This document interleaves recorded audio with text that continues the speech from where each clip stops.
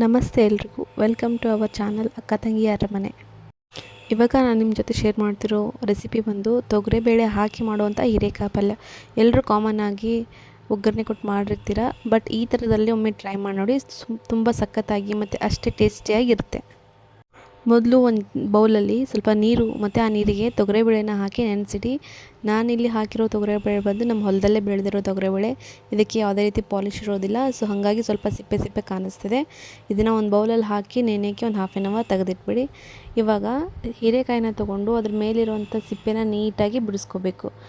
ನನಗೆ ಒಂದು ಡೌಟು ಏನಂದರೆ, ಹೀರೆಕಾಯಿ ಈ ಥರ ಸಿಪ್ಪೆ ಬಿಡಿಸ್ತೀವಲ್ಲ, ಆ ಬಿಡಿಸಿರೋ ಸಿಪ್ಪೆಯಿಂದ ಹೀರೆಕಾಯಿ ಸಿಪ್ಪೆ ಚಟ್ನಿ ಅಂತ ಮಾಡ್ಕೊಂಡು ತಿಂತಾರೆ.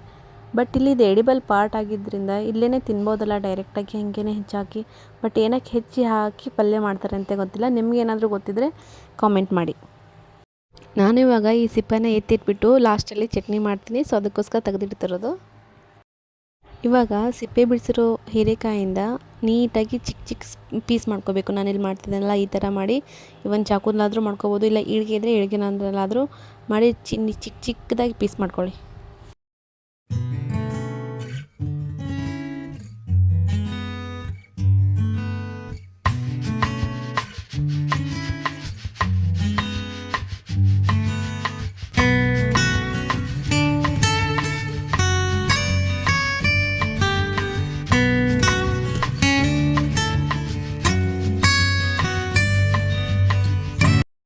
ಇವಾಗ ಒಗ್ಗರಣೆಗೆ ಒಂದು 7 ಇಲ್ಲ 8 ಎಸಳು ಬೆಳ್ಳುಳ್ಳಿನ ತೊಗೊಂಡು ನೀಟಾಗಿ ಜಜ್ಜಿ ಎತ್ತಿಟ್ಕೊಳ್ಳಿ.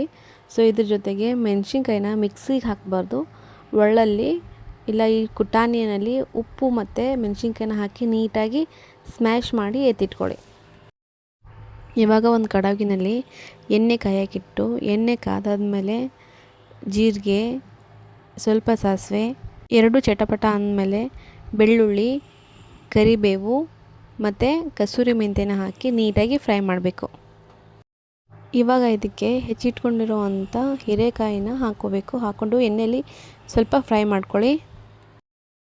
ಹೀರೆಕಾಯಿ ಎಣ್ಣೆಲಿ ಬೆಂದು ಸ್ವಲ್ಪ ಸ್ಟ್ರಿಂಕ್ ಆದ ತಕ್ಷಣವೇ ಇವಾಗ ನೆನೆಸಿಟ್ಟಿರೋವಂಥ ತೊಗರಿಬೇಳೆನ ಈ ಮಿಕ್ಸರ್ಗೆ ಹಾಕಬೇಕು. ಇವಾಗ ಕಲ್ಲಲ್ಲಿ ಕುಟ್ಟಿರುವಂಥ ಮೆಣಸಿನ್ಕಾಯಿ ಚಟ್ನಿನ ಹಾಕಿ ಸ್ವಲ್ಪ ಅರಿಶಿಣ ಪುಡಿ, ಉಪ್ಪು ಮತ್ತು ಕಾಟ್ವಾ ಮಸಾಲೆ ಇಲ್ಲ ಧನಿಯಾ ಮಸಾಲೆ ಇದ್ದರೆ ಧನಿಯಾ ಮಸಾಲೆ ಹಾಕೋಬೋದು, ಹಾಕಿ ನೀಟಾಗಿ ಮಿಕ್ಸ್ ಮಾಡಿ ಕಾಳು ಮುನ್ಗೋವಷ್ಟು ನೀರು ಹಾಕಿ ಕುದಿಯೋಕ್ಕಿಡಬೇಕು. ಸ್ವಲ್ಪ ಕುದ್ದಾದಮೇಲೆ ಈ ಗುರೆಳ್ ಪುಡಿ ಅಥವಾ ಹುಳ್ಚೆಟ್ ಪುಡಿನ ಹಾಕಿ ಅಗೇನ್ ಸ್ವಲ್ಪ ನೀರು ಮಿಕ್ಸ್ ಮಾಡಿ ಇದನ್ನು ನೀಟಾಗಿ ಕುದಿಯೋಕ್ಕಿಡಿ. ಕಾಳು ನೀಟಾಗಿ ಬೆಂದಿರಬೇಕು, ಅಂದರೆ ಹಿಚ್ಕಿದ್ರೆ ಕಾಳು ಸ್ಪ್ಲಿಟ್ ಆಗಬೇಕು, ಇಲ್ಲ ಅಂದರೆ ಹಿಟ್ಟಿಟ್ಟು ಥರ ಬರಬೇಕು. ಆ ಥರ ಆಗೋವರೆಗೂ ಕುದಿಸ್ಬಿಟ್ಟು ಇದನ್ನು ರೊಟ್ಟಿ ಚಪಾತಿ ಜೊತೆ ಸರ್ವ್ ಮಾಡಿದರೆ ಸಖತ್ತಾಗಿರುತ್ತೆ ಮತ್ತು ಅಷ್ಟೇ ಟೇಸ್ಟಿಯಾಗಿರುತ್ತೆ.